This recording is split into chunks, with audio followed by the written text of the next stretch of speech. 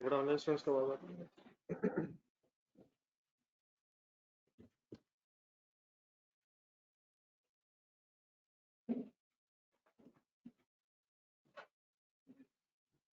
चले सर, जो कल बात हो रही थी उसको जरा एक मिनट रिवाइज करना फिर।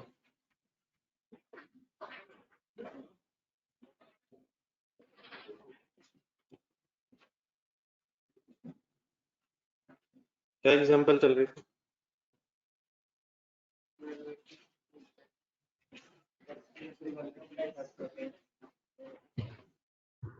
नहीं, एग्जांपल क्या चल रही थी?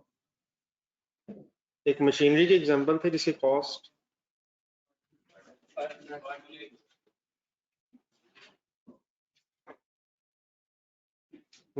कॉस्ट 5 लाख थी और उसकी टैक्स बेस भी इनिशियली 5 लाख थी।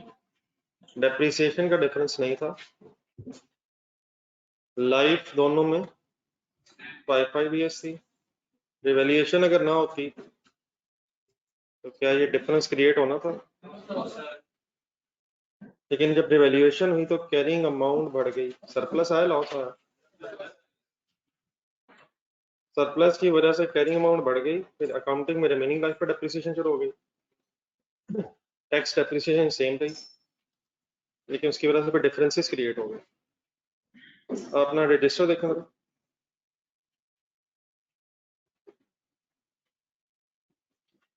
करंट टैक्स की फिर हमने वर्किंग की, अकाउंटिंग डेप्रिसिएशन एड बैक हो गई और टैक्स डेप्रिसिएशन लेस हो गई, करंट टैक्स कैलकुलेट हो गया। फिर हमने इस कंपैरिजन के रिजल्ट में डेफर्ड टैक्स लायबिलिटी का लेजर बनाया और deferred tax for the year find out कर लिया। लेकिन जब इन चीज़ों को इकट्ठा किया statement of profit loss extraction में, तो 2018, 2020, 2021, 2022 तो रिकंसाइल हो गए सर। लेकिन किस साल रिकंसिलिएशन नहीं हो सकी? ये सारी वैल्यूएशन। एंड में हमने एक सेंटेंस लिखा था, rule of tax expense has not been complied in 2019, the year in which machinery was revalued। Figure आ रही है 2019 देखें, current tax sorry profit loss extract figure sum बन के आ रही 1,56,000, हालांकि ये होनी चाहिए 150,000। कितनी ज्यादा आ रही है? तो इसकी डिस्कशन करने की बजाय मैं फिर जरा आपको स्टेटमेंट ऑफ कम्प्रिहेंसिव इनकम का एक फॉर्मेट बताना शुरू हो गया था। तो यहाँ तक कोई कंफ्यूजन? सिर्फ किस साल प्रॉब्लम हुआ है? इस साल रिवैल्यूएशन के रिजल्ट से, रिवैल्यूएशन की वजह से सरप्लस आया। देन अगर एक थोड़ा सा और लिख के जरा करें ताकि जब भी कभी रिवाइज करें सीक्वेंस में चीजें याद आ रहे हैं। एक नेक्स्ट लाइन देखें, मेरा ख्याल मैंने आधा सफा छुड़वाया था यहाँ, तो वहीं आ जाए। असल में बहस क्या है? एक revaluation, surplus,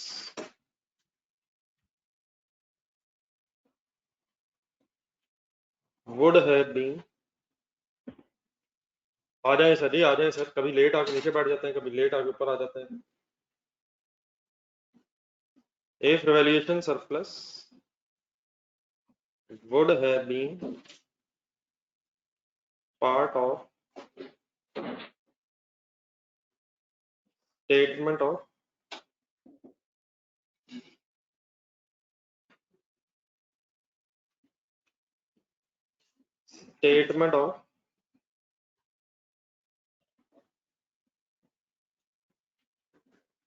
profit or loss।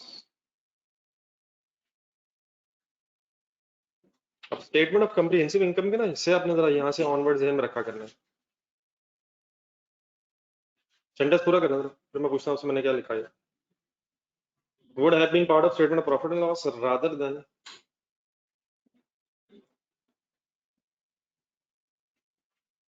other comprehensive income या statement of other comprehensive income।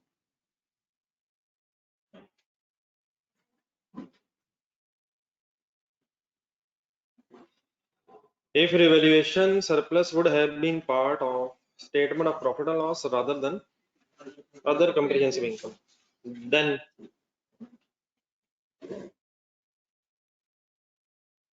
Then से पहले बताएं मैं क्या कहना चाह रहा हूँ। वैल्यूएशन सरप्लस किसका पार्ट है? प्रॉफिट आफ्टर टैक्स के बाद लिखा जा रहा है, लेकिन मैं कहना क्या चाहता हूँ, अगर कहाँ लिखा जाता होता, प्रॉफिट आफ्टर टैक्स से पहले कहीं लिखा जाता होता, in other words profit before tax में इसका इफेक्ट आ रहा होता, तो अदर इनकम का। अब डेफिनेटली मैं कोई स्टैंडर्ड नहीं बदलना चाह रहा, अकॉर्डिंग टू स्टैंडर्ड डेफिनेटली इसने कहाँ आना है, कहाँ जाना है, ये सब हमें पता है, लेकिन सिर्फ एक कॉन्सेप्ट समझाने के लिए मैं क्या करने लगा हूँ कि let's assume revaluation surplus other comprehensive income की बजाय अदर इनकम का हिस्सा होता और देयरफॉर प्रॉफिट बिफोर टैक्स में उसका इफेक्ट आ रहा होता। एक मैं अजम्पशन ले रहा हूँ आपको एक चीज समझाने के लिए, कहाँ की बजाय कहाँ लेके जा रहा हूँ। बस अब आपकी कंसंट्रेशन इस वक्त चाहिए, सिर्फ आपकी कंसंट्रेशन चाहिए जो मैं बात करने लगा।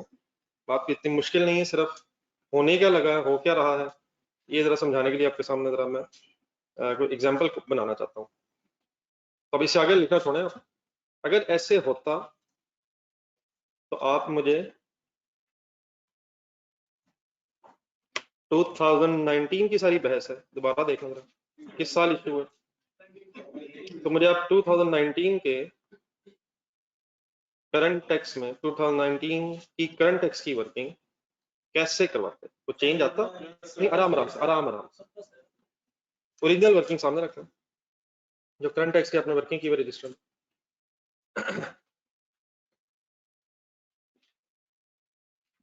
मुझे आप प्रॉफिट बिफोर टैक्स क्या लिखवाते? नहीं, जब हम अकाउंटिंग प्रॉफिट कहते हैं तो इट इज अंडरस्टूड कि हम अकाउंटिंग प्रॉफिट किसे कहते हैं? Correctly calculated according to requirement of standard. For example अगर रिक्वायरमेंट ऑफ स्टैंडर्ड ये है कि statement of profit and loss में अदर कॉम्प्रिहेंसिव इनकम की बजाय जाना है, तो क्या इस प्रॉफिट बिफोर टैक्स में फिर वैल्यूएशन सरप्लस आ रहा होता है?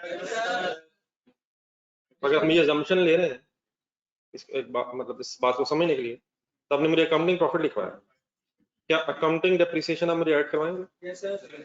कितनी? नहीं 1 लाख नहीं, वैल्यूएशन हो चुकी है, अब 19 देख रहे हैं, वही सब कुछ लिखवाना है। 105 ऐड करवाएंगे सर कि आफ्टर वैल्यूएशन रिमेनिंग लाइफ पे एसेट एप्रिशिएट होता है, every other thing remains same, मतलब मैं और कुछ चेंज नहीं करना चाह रहा। Tax depreciation, the only thing which I am changing is presentation of what, from where to where, presentation of surplus from other comprehensive income to statement of profit loss। क्या इससे फिर इस वर्किंग पे कोई फर्क पड़ता है? अब अगर इस प्रॉफिट बिफोर टैक्स में रिवैल्यूएशन सरप्लस आ रहा होता तो क्या मुझे कोई करंट टैक्स की वर्किंग में एडजस्टमेंट करनी पड़ती? सरप्लस है हमारी अदर इनकम में अगर आ रहा होगा तो प्रॉफिट हमारा उसकी वजह से बढ़ गया होगा या कम हो गया होगा, और टैक्स वालों का कोई काम नहीं है सरप्लस ना लॉस है, तो हमने कल क्यों नहीं कुछ किया? क्योंकि डेफिनेटली प्रॉफिट लॉस का हिस्सा नहीं है, तो देयरफॉर इलॉजिकल सा है कि हम प्रॉफिट में एडजस्टमेंट करें, उसका हिस्सा ही नहीं। लेकिन अगर उसका हिस्सा होता तो क्या हमारा प्रॉफिट इंक्रीज हुआ होता या डिक्रीज हुआ होता? आप मुझे क्या करवाते? कल क्यों नहीं करवाया, आज क्यों करवा रहे हैं?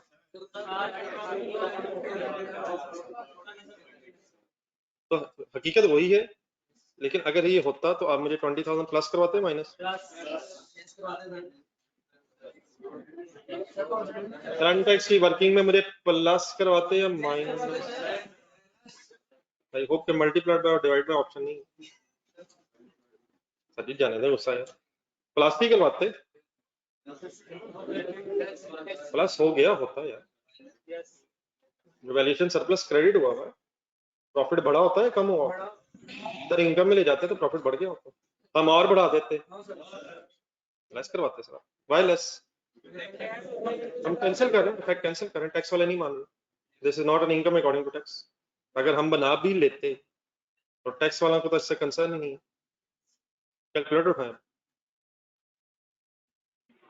ऑनलाइन स्टूडेंट्स क्लियर है, तो सारी बातें करनी, कंसंट्रेशन से बड़ा सुना करें आप लोग, फील लाइक इन क्लास। ये जितने मैं सवाल पूछता हूँ बच्चों से, ये आपसे भी होते हैं, 485,000 सर फिगर हो जानी चाहिए। किस चीज की? अब काइंडली बिल्कुल डिट्रैक्ट नहीं होना, बस तकरीबन बात खत्म होगी मेरी। टैक्सेबल प्रॉफिट आ जाते हैं 4,85,000, रेट मल्टीप्लाई करें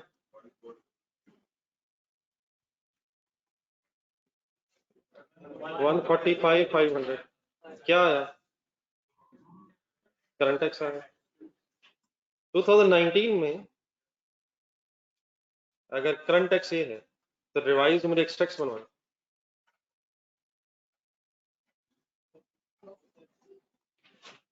starting point profit before tax 5 lakh, यही होगा ना? आगे tax, current tax 145,500। Deferred tax में मैंने कुछ चेंज किया, कितना था आपका? अगर रिवॉल्यूशन हो जाए तो एंट्री बोला था।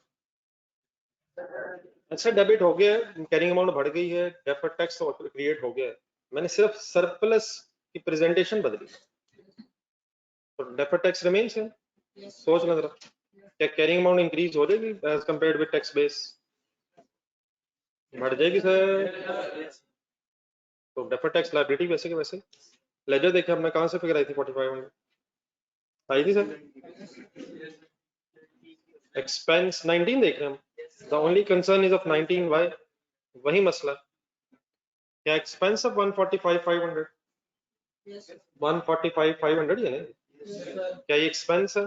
क्या डेफर्ड टैक्स का भी एक्सपेंस है? सम करें, क्या ये सम रिकंसाइल्ड है? आपका कितने से रिकंसाइल्ड नहीं है? मेरा रिकंसाइल हो गया। क्या हुआ ये? सिर्फ ये हुआ है, मेरी बात आप ध्यान से सुनो जरा, इन फिगर्स का जरा डिफरेंस सामने रखना जरा। यहाँ 1.5 लाख आगे, यहाँ 350 है ना, सम की बात ही हो रही है ना। आपका कितना? नहीं सर, आपका कितना सर? नहीं नहीं, वो तो 350 छोड़ो, 150, सॉरी 150 जहाँ पे है आपका, वहाँ 156 है।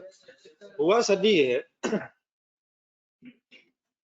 कि अगर तो revaluation surplus statement of profit loss का पार्ट होता तो फिर इशू नजर नहीं आ रहा। अगर तो revaluation surplus statement of profit and loss का पार्ट होता तो उसका टैक्स इफेक्ट भी statement of profit and loss में होना था। लेकिन इस वक्त ये हुआ कि revaluation surplus other comprehensive income में, ऐसे ही सर, लेकिन उसका जो टैक्स इफेक्ट है वो स्टेटमेंट ऑफ प्रॉफिट लॉस में आ रहा है। आपका कितना ज्यादा आ रहा है? मेरा 6,000 कम क्यों हो गया? मैंने क्या किया जो आपने नहीं किया? हो आपका जो 20,000 है वो अदर कॉम्प्रिहेंसिव इनकम में, लेकिन उसका टैक्स इफेक्ट हमारे statement of profit and loss में 6,000 ज्यादा आ गया।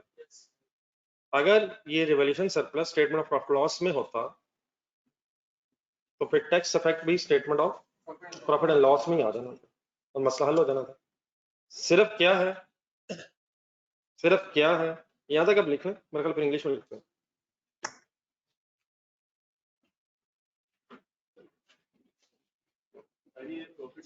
एक मिनट जरा लिख लें, फिर मैं जी। नहीं सर, अगर आप ये कह रहे हैं कि 5 लाख में 20,000 ऐड होना है तो मेरा फिर सवाल ये है कि 2000, मेरी बात तो सुन, मेरी बात तो सुन सर, मेरी चांस तो देख, मैं आपकी बात शायद समझ गया। 2018 का प्रॉफिट देखें आप, फिर उसमें आपने क्यों नहीं कहा कि पहले अकाउंटिंग डेप्रिसिएशन लेस करें? पहले लेस तो करें फिर ऐड करें। अकाउंटिंग प्रॉफिट हम कहते हैं किसे? According to the accounting standard सही कैलकुलेट हो गया तो हमने लिखा 5 लाख, 2018 देखा ना, हमने लिखा 5 लाख, अंडरस्टूड बात क्या कि अकाउंटिंग डेप्रिसिएशन लेस नहीं होगी, हमने ऐड बैक कर दी। सवाल ये पैदा होता है हमने ऐड क्यों, लेस तो की नहीं, लेस क्यों नहीं की? हुई होगी अगर हम अकाउंटिंग प्रॉफिट कह रहे हैं।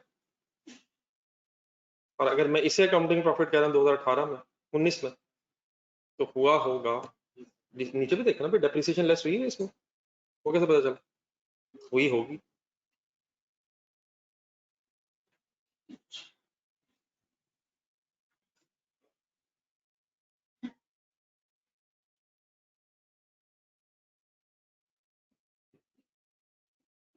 बाल अभी मेरी बात थोड़ी सी मेरे ख्याल कंप्लीट में कर लूं।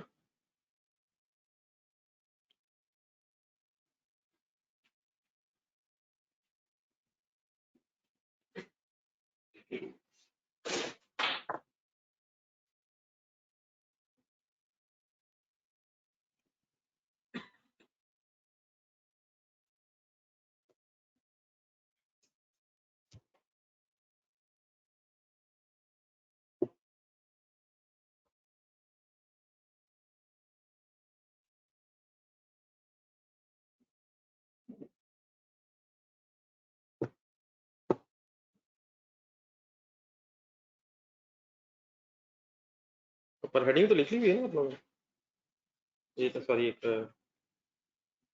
ऊपर लाइंस तो लिखी हुई तो नहीं?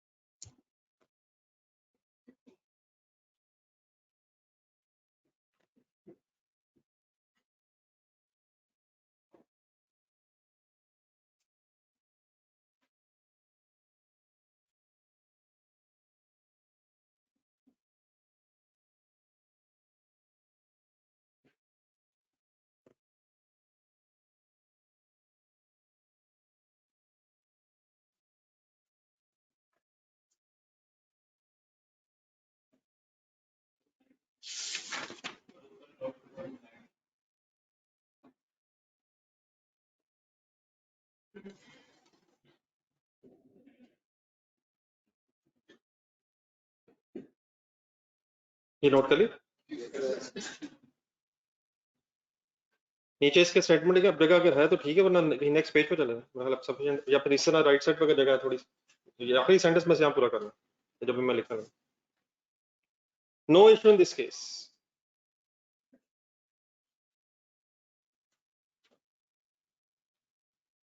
मतलब बताएं नहीं, इस केस को डिफाइन कर दें, ये केस कौन सा है, ये कौन सा केस है sir?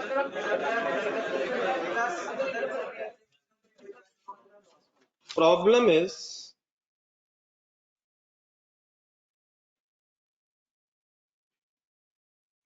Is that revaluation surplus is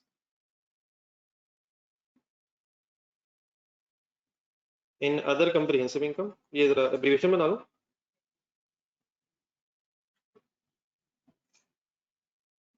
बना लें सर। OCI क्या मतलब है OCI? and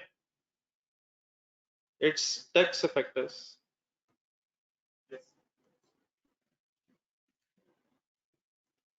in P&L। क्या मतलब P&L? Profit and loss. क्या बस ये मसला है? क्या इस रिवैल्यूएशन सरप्लस की वजह से कोई डेफर्ड टैक्स लायबिलिटी में इजाफा हुआ है? कितना सरप्लस आया भाई, ये तो ज्यादा 20,000 का 30% का था, 6,000 ही होगा, कल 6,000 ही था।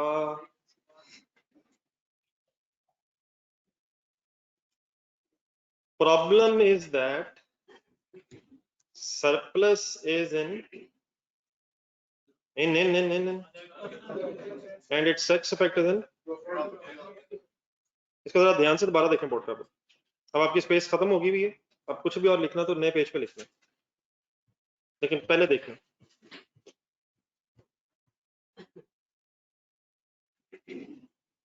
एज इट इज जिस वक्त तक हमने वर्किंग की, अगर उसको बेस बनाया जाए तो हम एक स्टेटमेंट ऑफ कंप्रीहेंसिव इनकम अगर अपने सामने विजुलाइज करने की कोशिश करें। क्या वर्ड बोला मैंने? अब काइंडली इस तरह के वर्ड्स मेरे ज़हन में आने चाहिए। मैं statement of comprehensive income means दोनों स्टेटमेंट्स की बात कर। आपका इस वक्त जो टैक्स आया हुआ है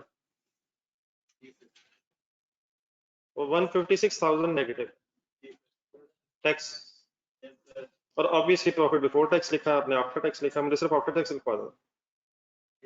344 है, ऐसे प्रेजेंट होगा ना। और अदर कंप्रीहेंसिव इनकम में रिवैल्यूएशन सरप्लस के सामने आपको 20,000 नजर आ रहा। तो आप जरा दोबारा सेंटेंस पढ़े, मैंने क्या लिखा है। सरप्लस कहाँ है और उसका टैक्स इफेक्ट कितना है? उसका टैक्स इफेक्ट वो प्रॉफिट लॉस में होना क्या चाहिए? मैचिंग ज़हन बनाए, मैच। जहां इनकम है वहीं उसका टैक्स होना चाहिए। अगर सरप्लस होता प्रॉफिट एंड लॉस में तो टैक्स भी कहाँ होना चाहिए था? प्रॉफिट एंड लॉस में। और अगर सरप्लस है अदर कंप्रीहेंसिव इनकम में तो उससे रिलेटेड टैक्स इफेक्ट भी कहाँ होना चाहिए? प्रॉफिट एंड लॉस में।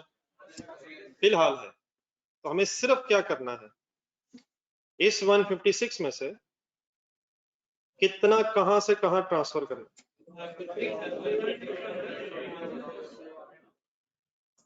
क्या चीज कहां की बजाय कितनी कहां प्रेजेंट होनी चाहिए। 6,000 प्रॉफिट एंड लॉस की बजाय अदर कंप्रीहेंसिव इनकम में प्रेजेंट। तो क्या रिकंसाइल हो जाएगा? अच्छा ये क्लियर करने दोबारा एक सेकंड आराम से तसल्ली से, क्या सरप्लस सरप्लस की एंट्री पढ़ना ऐसे डेबिट पर रुक जाएगा, कैरिंग अमाउंट बढ़ जाएगी, और एसेट की अगर कैरिंग अमाउंट बढ़ेगी तो it results into deferred tax liability. दोबारा रिवाइज करना जरा। और डेफर्ड टैक्स लायबिलिटी अगर बढ़ेगी तो double entry expense debit deferred tax liability करेगी। दोबारा डबल एंट्री। लेकिन ये जो एक्सपेंस डेबिट आप बोल रहे हैं, ये expense debit profit and loss की बजाय अदर कंप्रीहेंसिव इनकम में प्रेजेंट हो। Double entry of deferred tax liabilities, deferred tax expense debit liability credit, इसकी बस प्रेजेंटेशन कहां की बजाय कहां होनी चाहिए?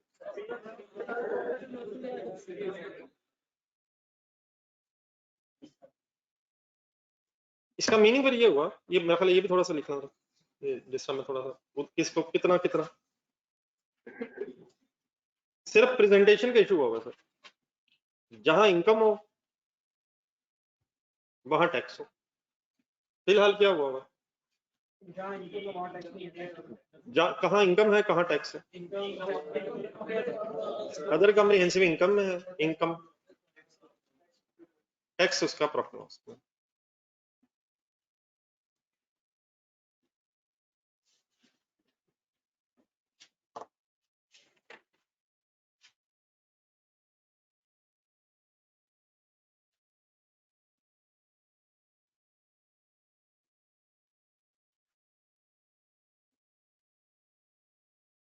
ये ऑनलाइन स्टूडेंट्स आते हैं यहाँ?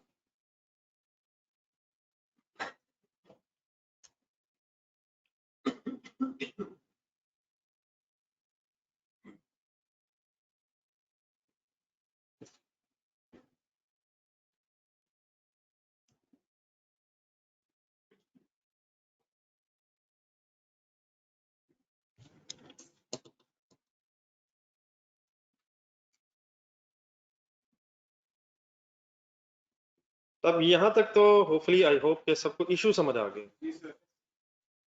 अपने लफ्जों में जरा एक आखिरी दफा बोलना जरा।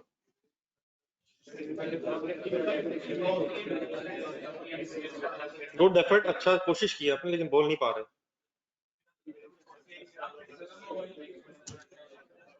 What is the issue? हाँ, इसको रिजॉल्व करना, इसको रिजॉल्व करना बिल्कुल ही आसान है। एक रिवाइज डेफर्ड टैक्स लायबिलिटी का लेजर बना, एक हेडिंग लिखें, revised laser of deferred tax liability.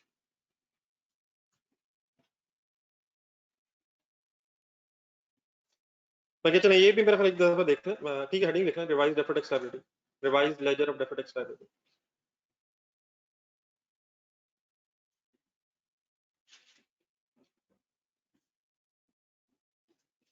मैं करंट टैक्स की रिवाइज्ड वर्किंग क्यों नहीं कर रहा? क्या जो आपने कल करंट टैक्स की वर्किंग की है वो फाइनल है, या जो मैंने आज की है वो फाइनल है? जो आपने कल की है वो फाइनल है। क्यों वो फाइनल है? Surplus is not part of profit loss, और वहां कोई इफेक्ट नहीं आना चाहिए, बीस हजार एडलेस की कोई सेंस नहीं है। What is the only issue? It is in deferred tax. तो what is the issue in deferred tax? I resolve करें। ये फर्स्ट पेज अपने साथ रखिएगा, मैंने भी कोशिश किया साथ में।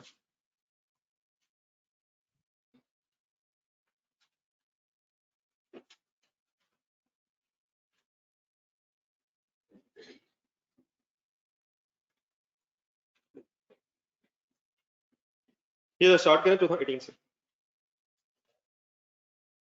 ये ऑनलाइन स्टूडेंट्स बड़ा इकट्ठे में sir,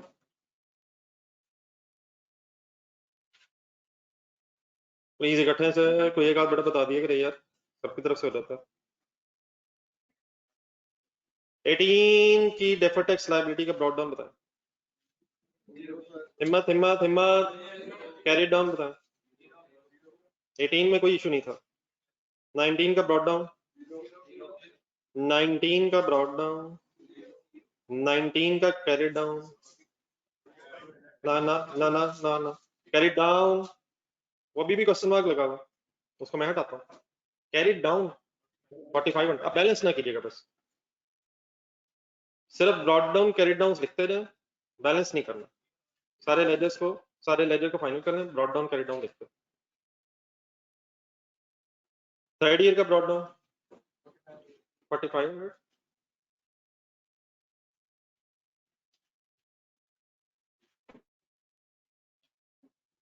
carry down, carry down 3000, brought down, carry down 18, 19, 20, 21, 22 का ब्रॉड डाउन, ब्रॉड डाउन है, कैरी डाउन 0।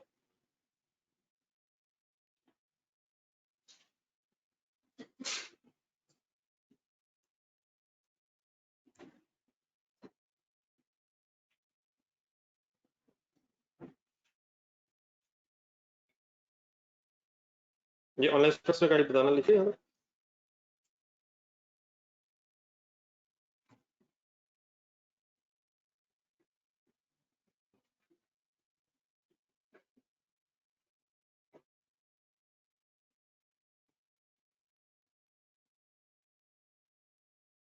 अब करना सभी सिर्फ ये होता है कि जिस साल रिवैल्यूएशन की वजह से सरप्लस आया है, बल्कि शायद चले 20 साल पहले तो हो गए, तो किस साल की बात कर रहे हैं? 19। और जिस डेट पे आया, हम नॉर्मली बस यूज टू अब किससे हुए हैं, पहले ब्रॉड डाउन होने, फिर कैरी डाउन होने, ये ठीक है सब अपनी जगह। सिर्फ नई चीज का बीच में ऐड कर रहा हूं कि जिस साल, जिस डेट पे रिवैल्यूएशन सरप्लस की वजह से कैरिंग अमाउंट में चेंज आया, तो आपने क्या करना है, रिवैल्यूएशन सरप्लस की अमाउंट ढूंढनी है। कितनी है सर? टैक्स रेट से मल्टीप्लाई कर देनी है। 6000 क्या है, इसको हम जरा तसली सोच लेते हैं, नहीं रखे बैलेंस शीट अप्रोच। 6000 क्या है, कैरिंग अमाउंट बढ़ी है सर जी, बढ़ी है सर, सरप्लस है, डेफर्ड टैक्स लायबिलिटी है। क्लोजिंग इसने लगा कि मैंने अब ये वर्किंग किस डेट पे की है, क्या ये वर्किंग पहले दिन होती है? नो सर, अगर इवैल्यूएशन साल के एंड में होगी, तो जैसे ही आप एक एंट्री करेंगे, मशीनरी डेबिट किस डेट पे एंट्री करेंगे? Machinery debit revaluation surplus credit कितने से? 20,000 फिगर सही रखे हैं, फिगर सही रखें, फिगर सही रखें। 6,000 20,000 20,000 किसी नहीं एंट्री करते हैं आप, इस दिन रिवैल्यूएशन सरप्लस आएगा। अगर एंड में आया होगा तो आप एंड में करेंगे, अगर मिड में आया होगा तो जिस दिन ये काम हो जाएगा क्या कैरिंग अमाउंट इंक्रीज कर जाएगी? इस वक्त मैं सारी बात सिर्फ सरप्लस की करूंगा, और अगर आप सरप्लस समझेंगे तो लॉस का इशू नहीं है, और आराम से आप ही बता दीजिएगा। तो सरप्लस के एंगल से मैं बात करूंगा, लॉस वक्त कंफ्यूज ना कीजिएगा। ये एंट्री जैसे ही आपने की जिस डेट पे, अगर टैक्स इन्वॉल्व होगा, अगर किसी क्वेश्चन में टैक्स इन्वॉल्व है, बचपन ज़हन में लाया था, बचपन में टैक्स इन्वॉल्व नहीं होता था, पानी खत्म है। लेकिन अगर टैक्स इन्वॉल्व है, टैक्स रेट्स हैं, टैक्सेशन की वर्किंग्स हैं, तो जिस डेट पे आप ये सरप्लस की एंट्री करेंगे, उसी डेट पे आप दूसरा काम क्या करेंगे, इस सरप्लस की वजह से डेफर्ड टैक्स इंपैक्ट कैलकुलेट करना। And what will be the impact of deferred tax because of revaluation surplus? It will be a liability. ये भी सोचने तसल्ली से। क्यों liability? कैरी अमाउंट एसेट की बढ़ जाएगी, टैक्स बेस रिमेन सेम। इस डिफरेंस की वजह से लायबिलिटी ही क्यों बननी है? कैरिंग अमाउंट ने बढ़ जाना। किसकी? एसेट की बात हो रही, और साथ ही हमने एक एंट्री लिखनी है। किस डेट पे? जिस डेट पे ये सरप्लस आया। बोले एंट्री, एंट्री बोले सर क्या लायबिलिटी बढ़ानी है? कितने से? सेकंड इफेक्ट एक्सपेंस डेबिट, लेकिन साथ क्या लिख लिया करेंगे? ओसीआई। ओसीआई लिखने का मतलब क्या हुआ? ओसीआई लिखने का मतलब क्या हुआ? आपसे ओसीआई पूछते पूछते मैंने एक और जगह ओसीआई लिख दी है, क्या वो भी ओसीआई है? मतलब इसका क्या हुआ? एक मिनट यार, एक मिनट में मतलब मैंने सवाल उठाया, मतलब मैं बताता हूं। मतलब इसका ये हुआ कि अब आप 2019 की अदर कंप्रीहेंसिव इनकम ज़हन में लाएं, उसमें रिवैल्यूएशन सरप्लस लिखा होगा कितना? 20,000। क्रेडिट फिगर है इसलिए पॉजिटिव लिखी होगी, प्रॉफिट्स में ऐड होनी है। इसके फौरन बाद क्या लिखा नजर आएगा? इसके इसके साथ क्यों लिखा नजर आएगा? क्योंकि इससे रिलेटेड है, इससे रिलेटेड है, इसकी वजह से ये डिफरेंस आया। तो इसमें ऐड हो जाएगा, लेस हो जाएगा, लेस होके net of revaluation surplus 14,000 add है। बाकी कंडी और कोई चीज होगा जहन में आके कंफ्यूज ना कीजिएगा, बाकी सब कुछ वही है जो होता है। क्या ये अब 14,000 statement of changes in equity में जाएगा या 20,000? अगर टैक्स इन्वॉल्व हो तो कितना जाना था? लेकिन अभी नेट ऑफ टैक्स हो जाएगा, ये सरप्लस के कॉलम में जाएगा। और क्या फिर सरप्लस रिटेन्ड अर्निंग्स में ट्रांसफर होता है? वैसे ही होता है जैसे होता था वैसे ही होगा। तो मैंने सिर्फ क्या दिखाया आपको कि कहाँ की बजाय बस कहाँ आ गया ये। तो एंट्री हमने नहीं बदली कोई, सिर्फ मैंने क्या किया, डेफर्ड टैक्स एक्सपेंस के साथ एक ओसीआई मैंने लिख दी। यहाँ तक ठीक है? Any confusion? ये काम किस दिन बस कर दिया करेंगे? अगर मिड पे हो रहा होगा तो याद अब क्या रखना है, जैसे ही रिवैल्यूएशन सरप्लस की एंट्री करेंगे, अगर टैक्स इन्वॉल्व है तो साथ ही वर्किंग करके एंट्री कर दिया, एंड एवरी अदर थिंग अभी मैं दिखाता हूं, every other thing remain same. आखिरी जो चीज बस हजम करने वाली रहेगी वो ये है कि मैंने इस वक्त आपके सामने डेफर्ड टैक्स एक्सपेंस लिख के ओसीआई लिखा है, ऐसे ही लिखा ना सर? लेकिन जो प्रैक्टिस है ये गलत नहीं है, अल्हम्दुलिल्लाह ये ठीक है, लेकिन जब नॉर्मल प्रैक्टिस है वो ये है कि sir deferred tax expense head बनाने की बजाय अब रिवैल्यूएशन सरप्लस वर्ड रह जाता है। किसका क्या चीज किससे नेट अप होना है? जब रिवैल्यूएशन सरप्लस का जो डेफर्ड टैक्स है वो रिवैल्यूएशन सरप्लस से नेट अप होना है। डेफर्ड टैक्स एक्सपेंस जब हम वर्ड लगाते हैं तो कॉमनली जहन जाता है statement of profit and loss में। तो rather than the word of deferred tax expense, word हो जाएगा रिवैल्यूएशन। किसका टैक्स इफेक्ट किससे नेट हो गया? deferred tax expense of revaluation surplus, deferred tax expense of revaluation surplus is netted off from revaluation surplus. क्या debit की बजाय क्या डेबिट कर दिए? क्यों क्यों क्यों क्यों भाई क्यों क्यों क्यों क्यों? क्या इसने नेट ऑफ ही होना था? क्या इसने नेट ऑफ ही होना था? क्या डेबिट की बजाय क्या डेबिट हो गया? तो इसकी वजह से अब आपकी सरप्लस की फिगर कैसे प्रेजेंट हो रही होगी? ब्रैकेट में 20 आ जाएगा, ब्रैकेट में 20 आ जाएगा और यहीं से माइनस। तो रादर देन क्या क्या ही कर दें, बोलने की कोशिश करें। Capital tax expense other comprehensive income में प्रेजेंट करने की बजाय रिवैल्यूएशन सरप्लस से नेट ऑफ करके लिखते हैं। क्या नेट इफेक्ट सेम है? What is the double entry of deferred tax liability because of revaluation surplus?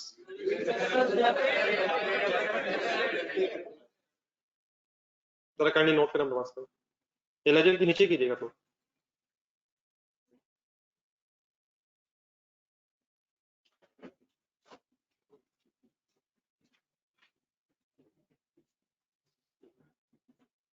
ये बड़ा ऑनलाइन स्टूडेंट साथ हो।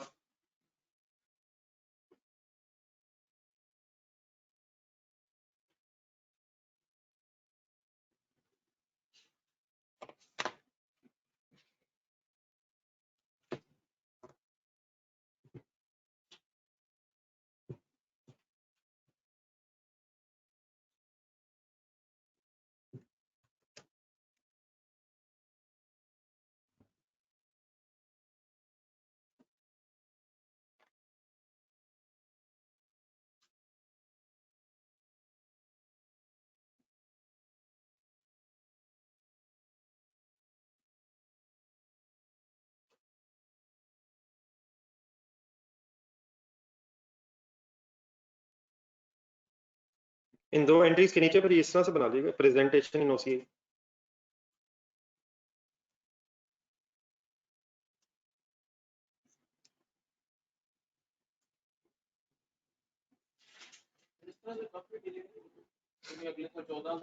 ना करें सर, ना करें, 1 मिनट में हो जाएगा बस। इसके बाद अब बात खत्म हो गई, इसके बाद वही होगा जो होता, डिले हो जाएगा इंशाल्लाह। बिल्कुल डिले नहीं होने देना हमने। आप इंशाल्लाह अल्हम्दुलिल्लाह टाइम पे आ गए। आप देखिएगा टाइम में कितनी बरकत होनी। No delay at all. Delay वैसे बीच में वर्ड आया कहाँ से? किस चीज का डिले?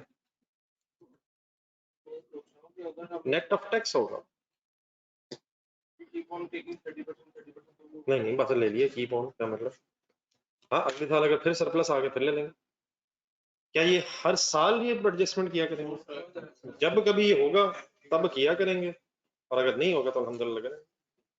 तो वो बस अब ये जरा आप नोट कर लें, इसके बाद एक एग्जांपल करेंगे तो आप कहेंगे अच्छा अच्छा अच्छा अच्छा। लेकिन ये अच्छा अच्छा तक पहुंचाने के लिए मुझे जरा टाइम लगा,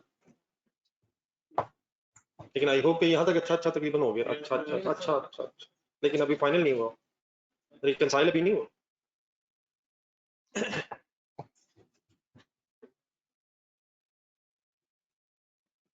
ये नोट कर ली? स्टूडेंट्स प्लीज नोट हो गया सर?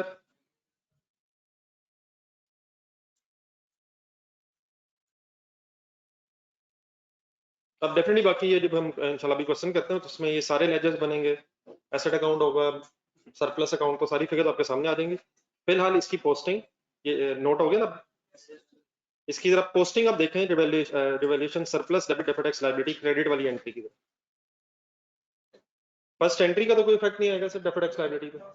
कौन कौन सा लेजर इफेक्ट होगा फर्स्ट एंट्री में? मशीनरी और सरप्लस। सेकंड एंट्री देखो, क्या सरप्लस के लेजर में डेबिट फिगर जाएगी?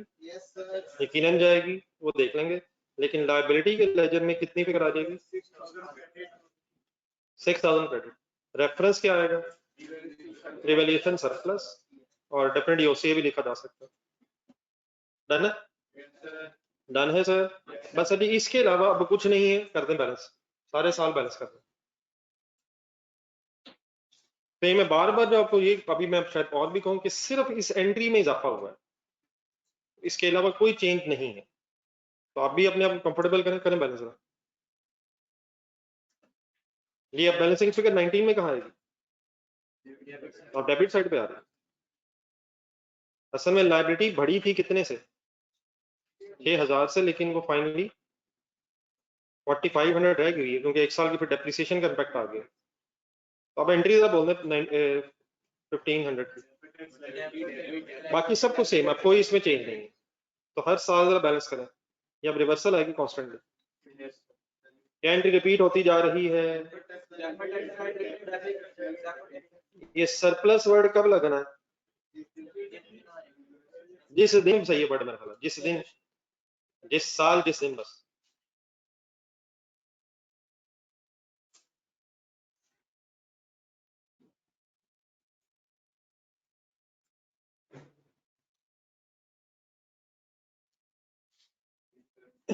जी ओके सर। हर साल क्या एंट्री रिपीट हुई है ji? Liability debit expense, liability debit expense.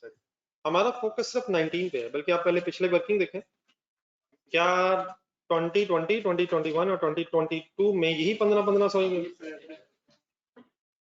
Sir यही है सर, तो वहां तो यही 1500 है, लेकिन अब 19 जरा पुराना सामने रख लें, और मुझे जरा फाइनल एक्सट्रैक्ट्स बनवा दो 19 के, फाइनल एक्सट्रैक्ट्स ऑफ 19।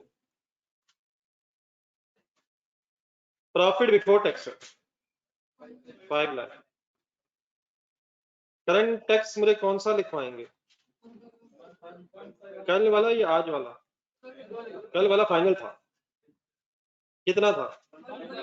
151500। एंट्री बोल दें पेबल क्रेडिट। अब डेफर टैक्स कल वाला फाइनल था या आज फाइनल हुआ? आज वाला डेफर टैक्स ढूंढे 19 में, 1500 कैसे लिखूं? क्रेडिट नहीं, क्रेडिट, डेबिट क्रेडिट प्लस हो गया है, नेट हो गया। एक्सपेंस डेबिट हुआ, 1500 एंट्री बोलने यार। Defer tax liability debit, expense credit, positive negative, क्या ये रिकंसाइल हो गया? ये क्यों रिकंसाइल हो गया? क्योंकि जो सरप्लस का टैक्स इफेक्ट था वो हमने यहाँ नहीं आने दिया, यहाँ नहीं आने, वो कहाँ ले गए, कहाँ की बजाय। जजेस लेकिन क्वेश्चन शुरू करें।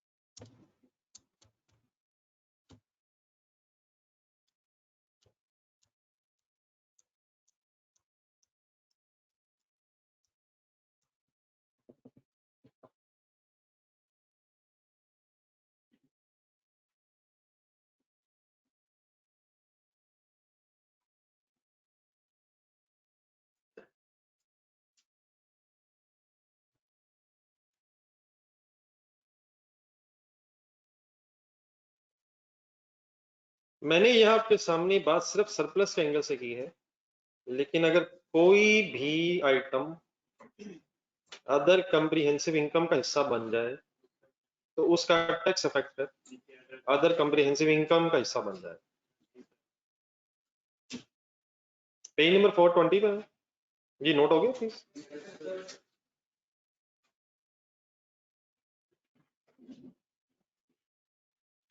ये ऑनलाइन स्टूडेंट से पूछो।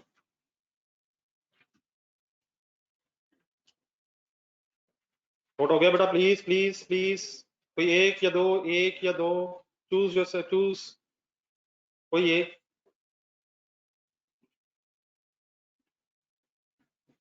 पहले तो पेज नंबर 420 पे मेरे साथ में बेसिक प्रिंसिपल एक लिखा हुआ। इन दिस केस, वो तो बात आप मेरे ख्याल आपने लिख भी ली है। Instead of recording the deferred tax effect in statement of profit loss, the deferred tax effect is also recorded in other concept. Concept सारा ये था। अब आने पॉइंट टू नो। मिल गए? आराम आराम से पढ़िएगा जरा। Whenever there is a debit credit effect to revaluation surplus other than in the entry of transfer of surplus to retained earnings, इसको पहले अंडरलाइन करना। other than transfer of surplus to retained earnings की entry बोलो। ये statement of change equity में entry होती है, इसका कोई इफेक्ट अदर कंप्रिहेंसिव इनकम पे भी नहीं है। वो अदर देन किसको निकाल के, दोबारा सेंटेंस पढ़, दोबारा सेंटेंस, कभी भी सरप्लस डेबिट या क्रेडिट हो रहा है किस एंट्री के अलावा, तो tax effect of that adjustment will also be debited और क्रेडिटेड टू रिवैल्यूएशन सरप्लस। क्या मतलब बना है इसका? नहीं, एक मिनट बोर्ड पे देखो, जो मैं लिखूंगा इस वक्त वो पहले आपने देखना है, फिर मैं आपको बताता हूँ आपने नोट कहाँ करना है। आप बताएंगे सरप्लस आया तो एंट्री क्या होती है? एसेट डेबिट रिवैल्यूएशन सरप्लस पे।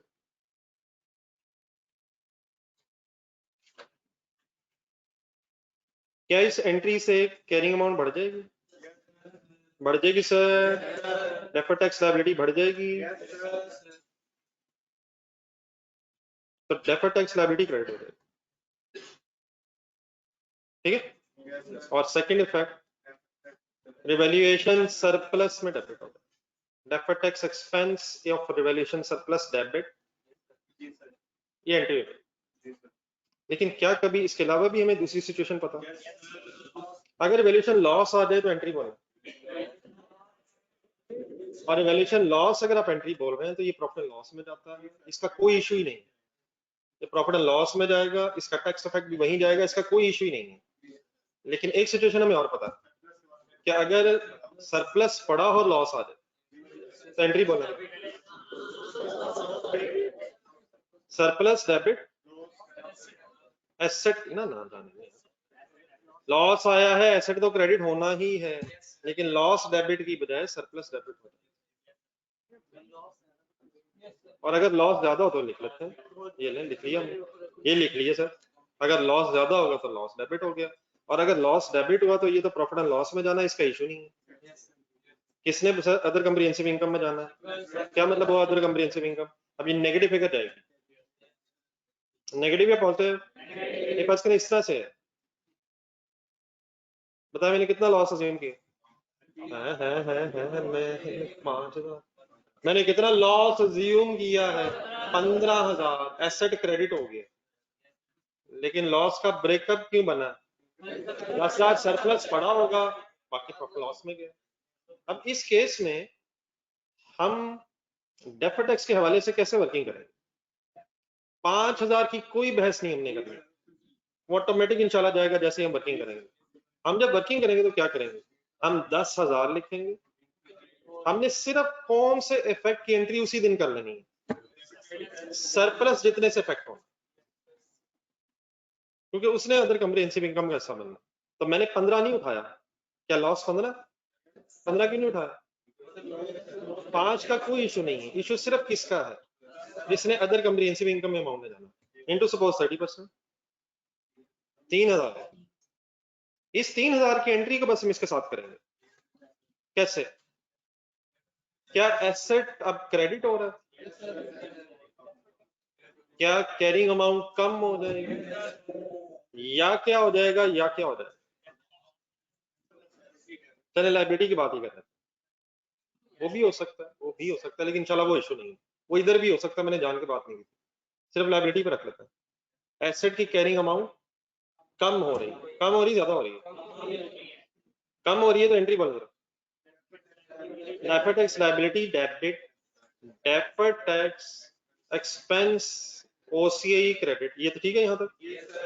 ठीक है सर, लेकिन डेफर्ड टैक्स एक्सपेंस की जगह क्या बढ़ा रहेगा?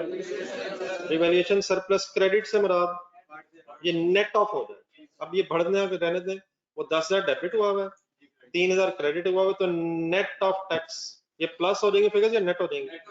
Net of tax 7,000 effect.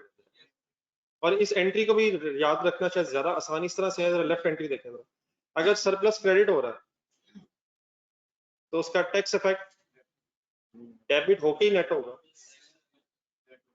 और राइट साइड पे देखा था, अगर सरप्लस डेबिट हो रहा है तो उसका टैक्स इफेक्ट नेट ही होना। तो ये लेफ्ट वाला काम कब होना है? अगर एसेट बढ़ रहा है सरप्लस की वजह से, और राइट वाला काम कब होना है?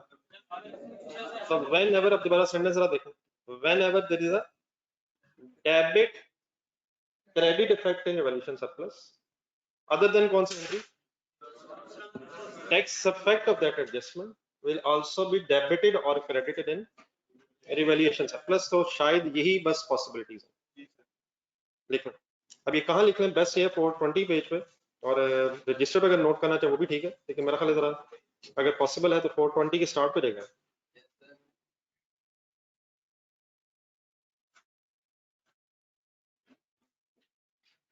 ये बेटा बिल्कुल ठीक है। ये समटाइम्स मैंने कुछ बातें इसलिए जान के नहीं की हैं ताकि एक बात पे फोकस होकर जरा बात होता मुझे। ये लाइबिलिटी डेबिट की जगह एसेट डेबिट भी हो सकता है। अगर लाइबिलिटी पहले बनी हुई होगी तो वो कम हो जाएगी, और अगर लाइबिलिटी बनी नहीं हुई थी तो एसेट बढ़ जाएगा। तो वो बातें आपको पता है, वो इशू नहीं। ठीक है बेटा ऑनलाइन स्टूडेंट्स। तो एसेट की अगर कैरिंग अमाउंट कम हो रही है तो डेफर्ड टैक्स लायबिलिटी फिर डेबिट हो जाएगी, और डेफर्ड टैक्स एक्सपेंस जो है वो ओसीआई में क्रेडिट होगा। लेकिन मैंने वर्ड एक्सपेंस की जगह सरप्लस लिख दिया ताकि वहीं से नेटअप हो जाए।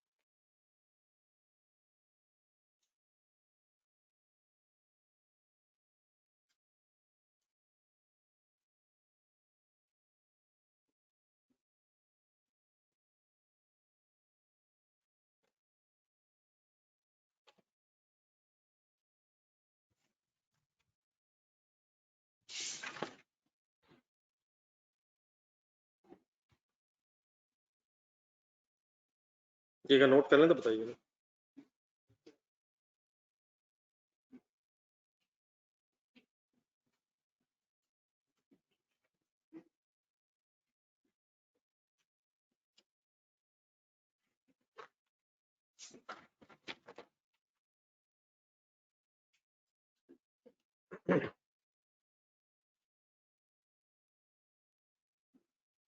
नोटेड है सर ऑनलाइन स्टूडेंट्स।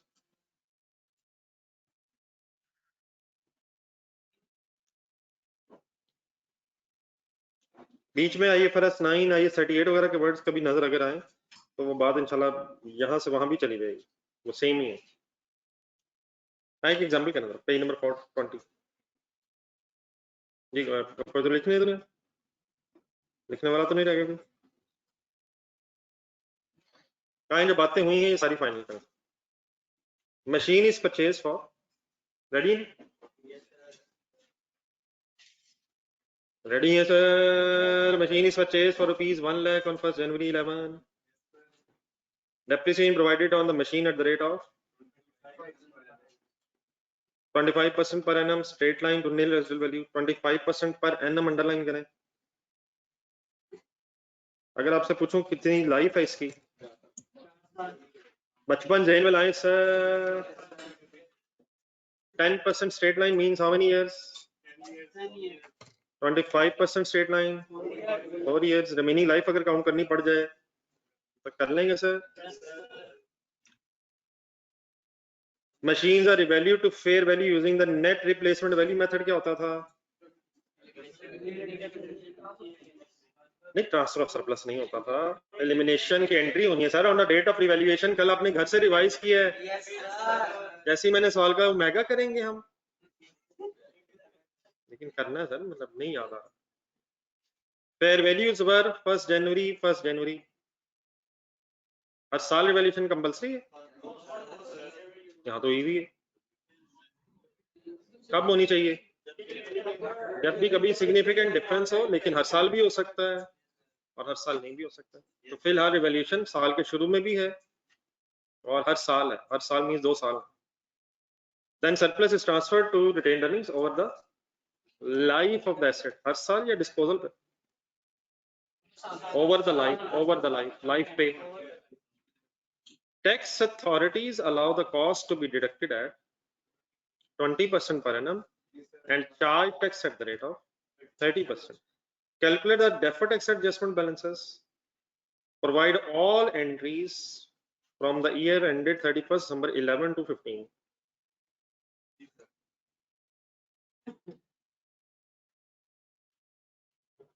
सबसे पहले इससे कीजिएगा, आपके पास या चले रजिस्टर खोलेंगे।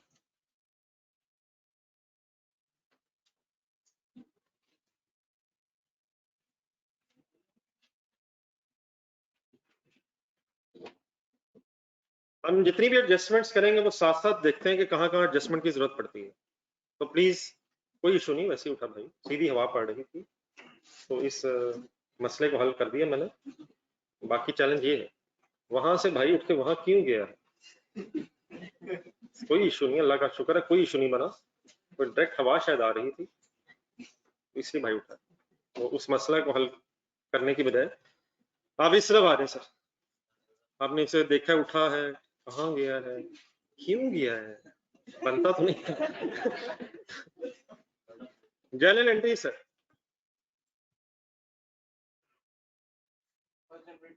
जी बिल्कुल ठीक है सर। अगर आपने कंसंट्रेट किया तो ये बात खत्म हो जानी है, और अगर आपने कंसंट्रेट ना किया तो ऐसे मुफ्त में फजूल में टाइम ज़ाया हो जाना।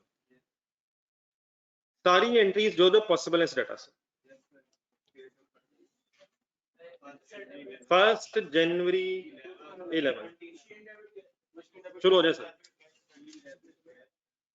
Machine debit, cash credit. जो ऑनलाइन स्टूडेंट्स ने करनी, जरा मेरे साथ प्लीज रहना। मान लें यस सर, सॉरी एक मिनट।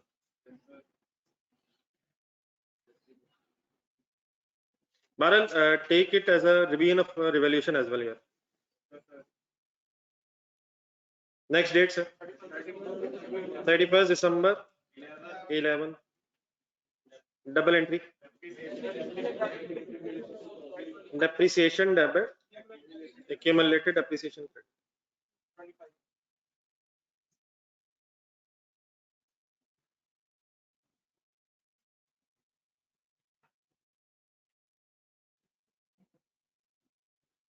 ना sir, relax sir, relax sir, relax sir.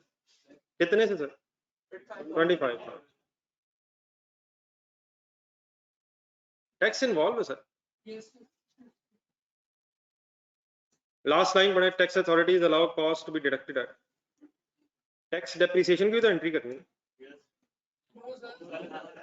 Tax depreciation debit, accumulated tax depreciation credit. क्या हमने सारी एंट्रीज अकाउंटिंग के हवाले से करनी है? लेकिन सर जी इस रेट से पता ये चला कि डिफरेंस क्रिएट हुआ। क्या डेफर्ड टैक्स बनता है सर? हम 25%, वो 20%, 5% रहने देते हैं, वर्किंग कर लेते हैं। नहीं इस तरह करने को रहने देते हैं, ठीक है 5000 फिर रेट लगाना पड़ना है तो रहने दे सर। इसके लिए कम से कम एक पेज जो इस पे आप कर रहे हैं, एक उससे आगे और एक उससे आगे, कुछ लेजर्स बनाने 300 का होना चाहिए, काफी लंबी वर्किंग है। तो आए जरा डेफर्ड टैक्स की वर्किंग शुरू करें।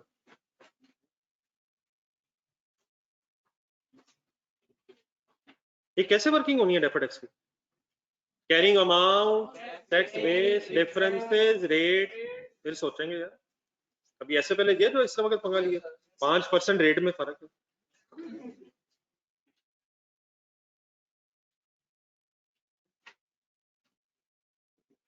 Deferred tax working as on होती है। जी एक बहुत अच्छा क्वेश्चन है जी, आप लोग भी सोचें, बहुत बेहतरीन क्वेश्चन। नहीं बाकी अल्लाह का शुक्र है आप लोगों की तरह का सवाल नहीं है।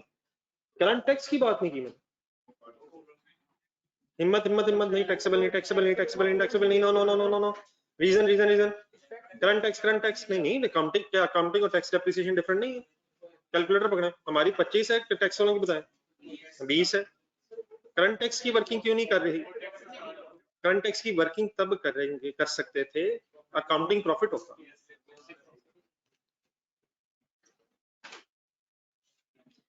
करंट टैक्स की वर्किंग कहां से बेटा स्टार्ट होनी है? तो अज्यूम कर लेते हैं रोज करता था। क्वेश्चन है अब इस वक्त, क्या होता तो क्या भी होना है, लेकिन अगर प्रॉफिट नहीं भी है तो डेफर्ड टैक्स की वर्किंग सही सारी हो जाएगी। वो carrying amount of tax base की इंफॉर्मेशन अवेलेबल, तो करंट टैक्स की वर्किंग भी होनी चाहिए, लेकिन the profit of each respective year is not available. लिख लें जरा, 31 दिसंबर, पहले इधर ही लिखे एंट्रीज में वापस आ गए, नो इन्फॉर्मेशन ऑफ, सरी टैक्स रेट भी है यार, क्या हो गया, डिफरेंसेस अवेलेबल है, तो नो इन्फॉर्मेशन ऑफ, बताएं सही, अकाउंटिंग प्रॉफिट। अच्छा, अकाउंटिंग प्रॉफिट की इंफॉर्मेशन नहीं है, टैक्सेबल प्रॉफिट्स की इंफॉर्मेशन नहीं है। टैक्सेबल प्रॉफिट्स की इंफॉर्मेशन ना कभी ढूंढेगा पेपर में, टैक्सेबल प्रॉफिट ही नहीं दिया हुआ। अकाउंटिंग प्रॉफिट होगा तो हम खुद ही टैक्सेबल प्रॉफिट निकालेंगे, तो no information of accounting profit, therefore no current tax.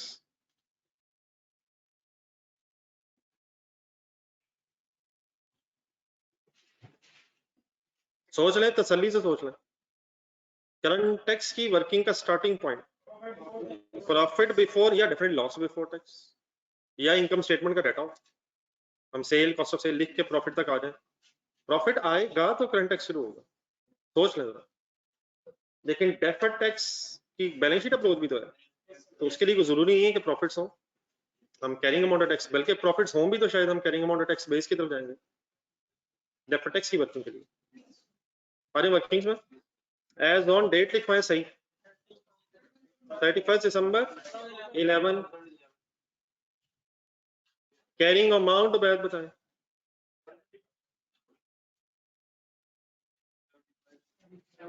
Carrying amount नहीं मोहसिन साहब, मेरा ख्याल है क्यूमुलेटेड डेप्रिसिएशन की तरफ जाना जरूरी नहीं है, जिस तरह ट्राइंगल में जाना पड़ा था, यहाँ कॉस्ट अवेलेबल है, तो मेक द थिंग सिंपल यार, ट्राइंगल क्या क्यूमुलेटेड डेप्रिसिएशन से भी रिवर्स आ जाता है ना, करें सर, अब गेम फाइनल करनी है सर, लेकिन क्या हमारे पास मशीन की कॉस्ट है कितनी है, 1 लाख, कितना डेप्रिशिएट हो गई है, what is carrying amount, what is tax base, why 80, कैसे 80, 1 लाख इंटू 20%, मेथड अगर हमें नहीं पता तो 20 वैसे उसने बताया शायद 20% पर annum।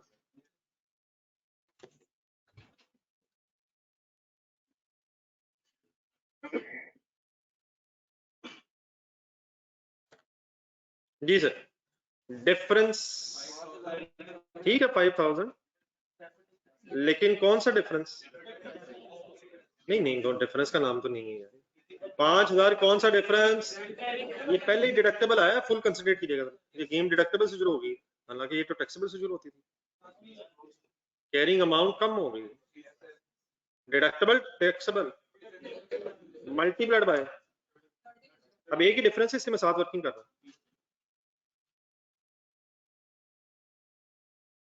Take it as a revision of deferred tax, sir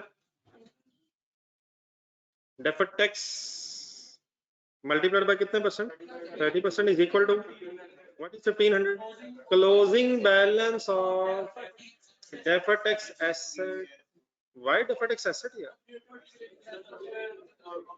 future की टैक्स डेप्रिसिएशन ज्यादा होगी है 80,000, ब्रॉड डाउन क्या इस साल का,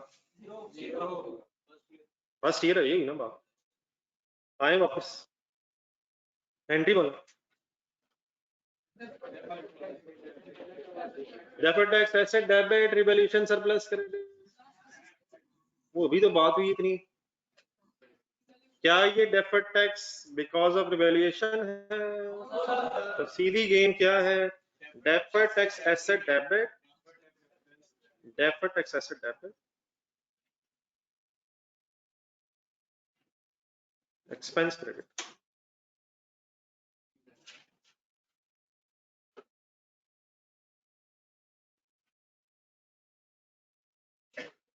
एनी इतराज, एनी कंफ्यूजन?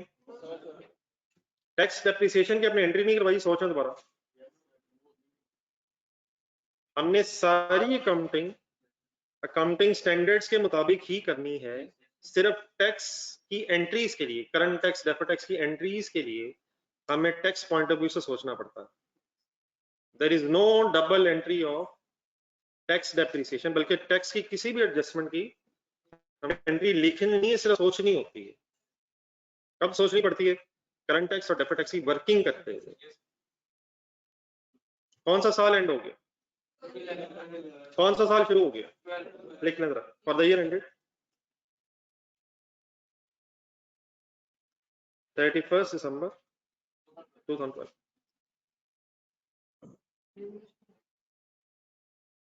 जी आप डाटा जरा देखें, तसल्ली से देखें। ये बिल्कुल ठीक है, लेकिन एक नजर देख लेना चीजें, अपने ज़हन में जरा सेटिंग करने कुछ तरतीब बना लो। क्या साल के शुरू में रिवॉल्यूशन आ गई? What is the fair value?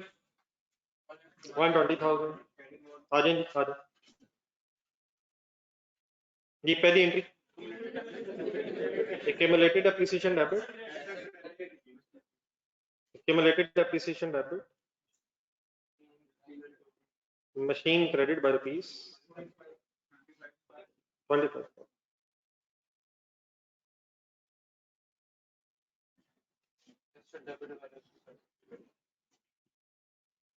ये एलिमिनेशन वाली एंट्री हर साल सही तरह ज़हन में रखनी है। हाँ? हर साल? तो मेरी इस बात पे यस सर कैसे हो सकता है? ठीक है, यहाँ तो यहाँ ठीक है, लेकिन हर साल भी नहीं है। पहले 2 सालों में गेम में, लेकिन काफी आगे जानी है। डेट ऑफ रिवॉल्यूशन मैं चाह रहा हूँ जरा पुराने वर्ड जरा जहन में से बाहर ना आकर आ जाए। ये एंट्री डेट ऑफ रिवॉल्यूशन पे याद रखनी है। ये अब वर्किंग, अगर वर्किंग में यही करना, छोटी सी वर्किंग तो चले। कैरिंग अमाउंट कितनी है? 75,000 तो पिछले साल थी यार। एक लम्हे का फर्क क्लोजिंग ओपनिंग फेयर वैल्यू से, difference. What is 45? Double entry, asset debit, revaluation surplus credit by rupees 45,000। अब ये आदत बस बना लें कि रिवैल्यूएशन सरप्लस आए तो उसी, नहीं पहले ये वाली आदत बनाए, नहीं पहले ये वाली आदत, revaluation surplus in other comprehensive income. एक मिनट, फर्स्ट टाइम सरप्लस आया सर, तो वो अदर कंप्रिहेंसिव इनकम से होता होता इक्विटी का पार्ट बन जाएगा जी। रिमेनिंग लाइफ गिन लें, रिमेनिंग लाइफ गिन लें। कितनी? कैसे? 25% मीन 4 साल। सबको पता है सर, 1 साल गुजर गया, रिमेनिंग लाइफ गिन लें, लेकिन डेप्रिसिएशन के बाद यकीनन ईयर एंड पे करेंगे। लेकिन जो नई चीज आप ध्यान में रखनी वो ये है कि क्या सरप्लस आ गया है, तो इस दिन अब आपको कौन सी एंट्री याद आनी चाहिए? Tax effect of the surplus. और वंस अगेन मेरे से सुन लें, उसके बाद फिर अपनी याद दोबारा करें। तरीका देखें बोर्ड पे, सरप्लस की अमाउंट कितनी है इंटू 30%, 13,500। एसेट बढ़ा है सरप्लस की वजह से, क्या लाइबिलिटी ऑफ डेफर्ड टैक्स बढ़ेगी या कम होगी? तो लाइबिलिटी क्रेडिट हुई और एसेट डेबिट होगी, और इवैल्यूएशन सरप्लस और सी डेट। किस दिन ये एंट्री आप करवा दिया करेंगे? तो सरप्लस की अमाउंट उठाइए, वर्किंग फाइनल करेंगे, सरप्लस की अमाउंट उठाइए, टैक्स रेट से मल्टीप्लाई किए, लायबिलिटी क्रेडिट है, एक्सपेंस ही डेबिट है, लेकिन एक्सपेंस ओसी में जाना है, तो rather than the word of expense surplus word आ गया। ठीक है, और इसके बाद अब कुछ नहीं, कुछ नहीं का मतलब इसके बाद रिलैक्स रहना बस आपको।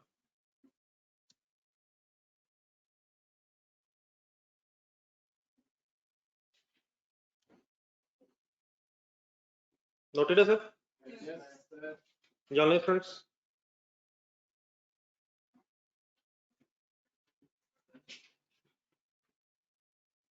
31 दिसंबर 12 डबल एंट्री हो रहा है। डेप्रिसिएशन डेबिट एक्यूमुलेटेड डेप्रिसिएशन 120 सही है सर, सही है, सही। Fair value is depreciated over is equal to 40,000।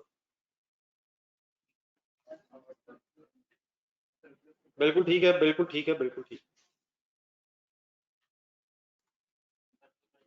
एक मिनट। अब आपने यहाँ रुक के करना ये है कि एंट्री होगी, जरा वर्किंग्स में जाना और दो लेजर्स साइमल्टेनियस खोलने हैं।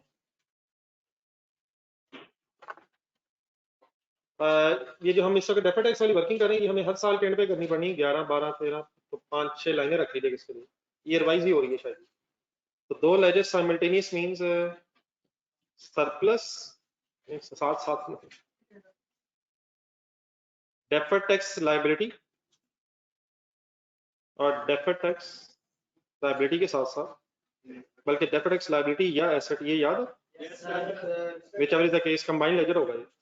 एसेट है तो एसेट, लायबिलिटी है तो लायबिलिटी, नहीं और इवैल्यूएशन सरप्लस।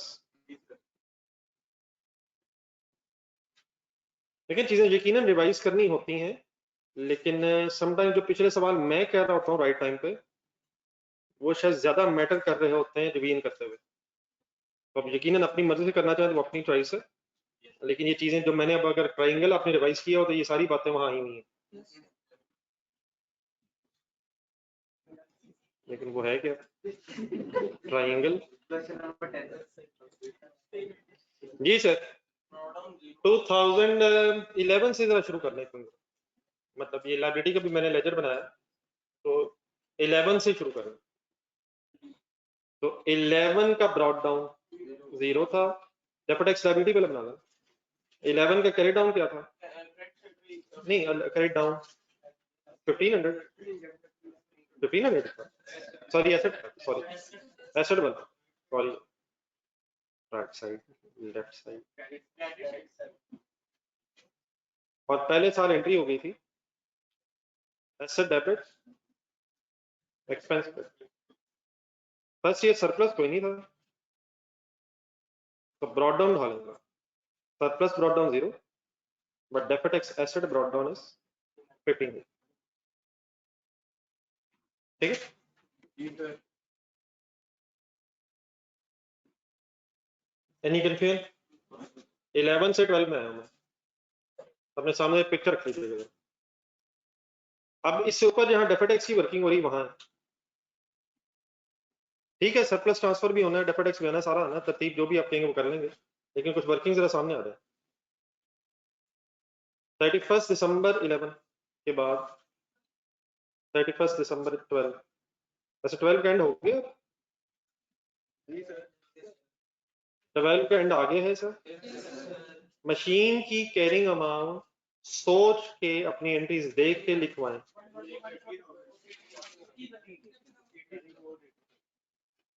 एसेट रिवैल्यूएशन के बाद कितने पे आ गया था और फर्दर कितना डेप्रिशिएट हुआ है? 40। So what will be the carrying amount of machine? How 80? 120 minus 40. What should be the tax base of this machine? Why 60? No revaluation. 20 constant रहना वहाँ, हर साल 20,000 depreciation 20%, 60,000 difference 20,000 taxable deductible game on हो रही है, carrying amount ज्यादा है और taxable temporary difference अगर रेट लगाएंगे तो closing balance of defer tax liability, closing balance of defer tax liability.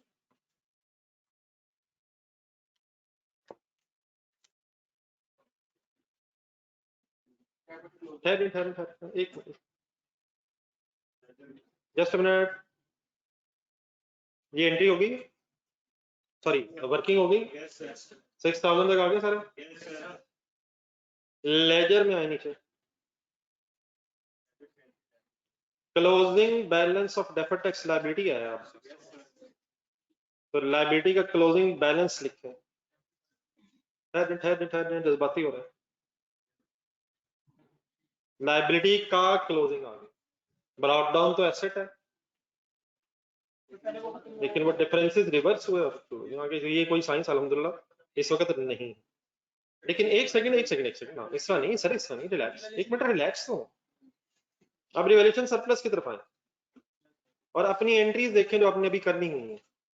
Revaluation surplus के लेजर में, रिवैल्यूएशन सरप्लस के लेजर में पहली एंट्री बोले ना ना ना, मशीन डेबिट, डेट बताएं, 1 जनवरी 12, मशीन डेबिट, सरप्लस क्रेडिट कितने से, 45,000 से, हजम सर। इसी दिन दूसरी एंट्री सोच के, देख के, गौर से देख के बताएं, पोस्टिंग कैसे करूं, पोस्टिंग कैसे करूं, सरप्लस डेबिट कितने से, रेफरेंस के तौर पे deferred tax liability, deferred tax liability के लेजर में जाएं, प्लीज जाएं, किस तरफ जाऊं, किस तरफ जाऊं, क्या डेट लिखूं, रेफरेंस क्या लिखूं, पहले ये देख लें पोस्टिंग्स और balancing final, balancing in the sense closing जो मैंने लिखा, any confusion in this closing balance and the entries transfer, had it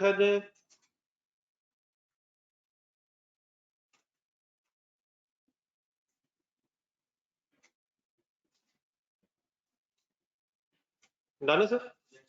अब जब आप ये एंट्री पोस्ट कर देंगे सरप्लस वाली, तो उसके बाद आपने लायबिलिटी में कोई कुछ नहीं करना, सिर्फ अब इसकी बैलेंसिंग फिगर आएगी। तो डेफर्ड टैक्स लायबिलिटी पहले बैलेंस करते, मैं चलता हूँ रिवैल्यूएशन सरप्लस पे आता हूँ। बैलेंस करना है सिंपल, ये ऑनलाइन स्टूडेंट से भी रिक्वेस्ट है, सिर्फ बैलेंस करके बता दें डिफरेंस कितना किधर आ रहा है, 6,000 किधर आ रहा है, तो बैलेंस करके सर जी जो भी डिफरेंस आया उसके साथ रेफरेंस आपका क्या होगा, डेफर्ड टैक्स एक्सपेंस लिख के अब एंट्री बनाने की कोशिश करें, लायबिलिटी और एसेट डेबिट, लायबिलिटी और asset whichever is the case debit, deferred tax expense credit होना। तो अब हम एंट्री लिखते हुए कैसे लिख देंगे, deferred tax asset slash liability debit expense credit, याद आता है किसी को? तो किसी ब्रेकअप की साइंस में कोई जरूरत नहीं है, डेफिनेटली कितने से एसेट कम हुआ होगा, 1500 से कम हुआ होगा, फिर कितने से बढ़ा है, कितना रह गया है, वो कोई साइंस नहीं, वो सबको पता है। या क्या डेबिट, लायबिलिटी और एसेट डेबिट, एक्सपेंस क्रेडिट, क्या एक्सपेंस क्रेडिट ही होना है, लेकिन इस एंट्री से पहले हम वही एंट्री लिखते हैं जिस तरफ आपका जहन गया था। डेप्रिसिएशन देखें, डेप्रिसिएशन चार्ज हुई तो उसके साथ में सरप्लस, ठीक है, तो आए एक मिनट सरप्लस के लेजर पे, सरप्लस के लेजर में आया, सरप्लस आया कितना था, 45,000, लेकिन रह कितना गया है, ये मैंने क्यों बोला, ना ना ना ना, क्या जैसे ही आया है वैसे ही नेट हो गया है, तब रह कितना गया है जो ट्रांसफर होना है, क्या 45,000 ट्रांसफर हो सकेगा सर, वो तो रह ही कितना गया है, नेट ऑफ टैक्स हो गया, तो नेट ऑफ टैक्स ट्रांसफर होगा, कैसे लिखें, 45,000 लिखें माइनस 13,500, ये तो उसी वक्त एंट्री हो गई है, तो अब सरप्लस बचा कितना, 31,500 डिवाइडेड बाय 3, सबको पता क्या है, what is the date of this entry, double entry, surplus debit retained earnings credit, सबको पता है नेट ऑफ टैक्स हो चुका है, पहले तो कभी नहीं ऐसे होता था, नहीं पहले पढ़ा नहीं था,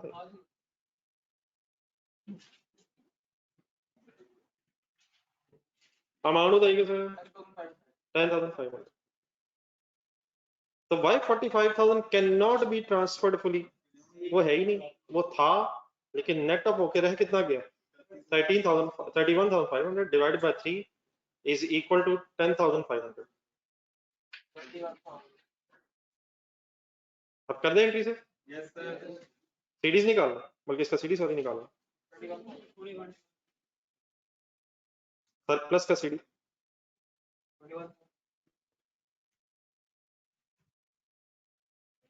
आप देख लें ये वर्किंग सारी और एंट्री बता दें कौन कौन से किस तरतीब से करनी है। मेरा ख्याल सरप्लस वाली बेहतर है, जैसे डेप्रिसिएशन चार्ज की ये करें जरा, दो एंट्रीज देख के सरप्लस ट्रांसफर करें और डेफर्ड टैक्स वाली एंट्री फाइनल करें।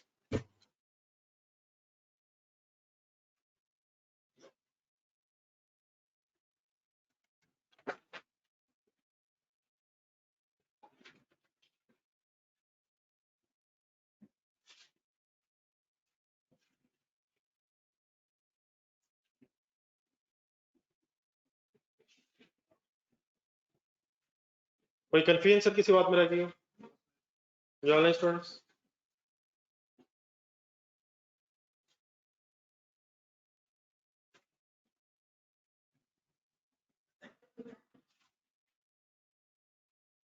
भी कोई नहीं सर, इंशाल्लाह हम आपका वेट करेंगे sir.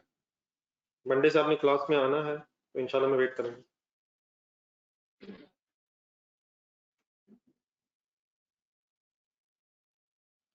December 2012 revaluation surplus debit, retained earnings credit,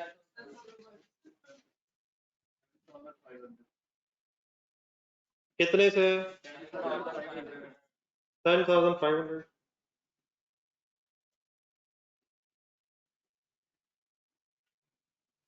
deferred tax liability debit, deferred tax liability, asset liability, asset मैंने इसलिए लिखा ब्रॉट डाउन एसेट था, asset slash liability debit, expense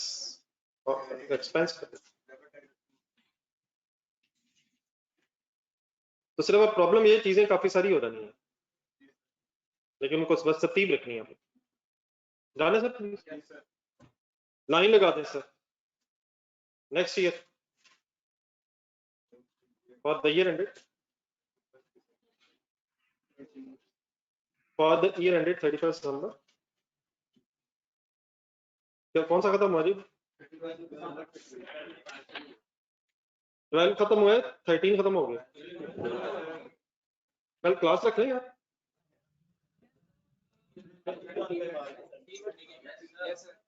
तो अगर एमएफए की हो सकती है अकाउंटिंग में क्या मसला है? वो भी 3 घंटे रिवीजन करने। देख ले, मेरा ख्याल अगर मुकवा लें काम कल बिल्कुल टाइम वेस्ट करना आपने। मर्जी आपकी, मैं तो मेरा ख्याल है तो टाइम वेस्ट नहीं करना बनता। इन दिनों में आप रिलैक्स हैं, इकट्ठा प्रेशर होता है ना तो शाम को रख लेता। किस टाइम है एमएफए? वाकई मैंने 3 बजे रखने का प्लान था। नहीं मैंने जरा सुबह एक जगह जाना, वरना सुबह रखने मेरा तो बेस्ट है सुबह 5 बजे। लेकिन 3 बजे रखने प्रैक्टिकली पॉसिबल नहीं है, मतलब इनकी भी क्लास भी है तो ऐसे टाइम पे आते हैं जब गर्मी होगी ताकि आराम से गर्मी में थोड़ी देर जरा इस टाइम जरा मैंने जाना कल और उनकी क्लास भी है। देख लें अगर आना तो लास्ट टाइम से पूछ लेते हैं। 23 अगले संडे भी रखना 3 बजे रख रहे हैं यार, घंटा डेढ़, बल्कि घंटा डेढ़ अगर है तो 4 बजे रखना चाहिए। 3 बजे ठीक है। अल्लाह हाफिज, बस बात खत्म कर। 3 बजे इंशाल्लाह मुलाकात हो जी ऑनलाइन क्लास। बिल्कुल लाइब्रेरी बीच में कहाँ से आ गई? क्लास लाइब्रेरी में होगी। 3 बजे इंशाल्लाह मुलाकात होगी। नहीं ऑनलाइन भी होगी अगर आप, और अगर कोई नहीं आना चाह रहा तो ऑनलाइन होगी। गर्मी में अगर आप घर में एंजॉय करना चाहते हैं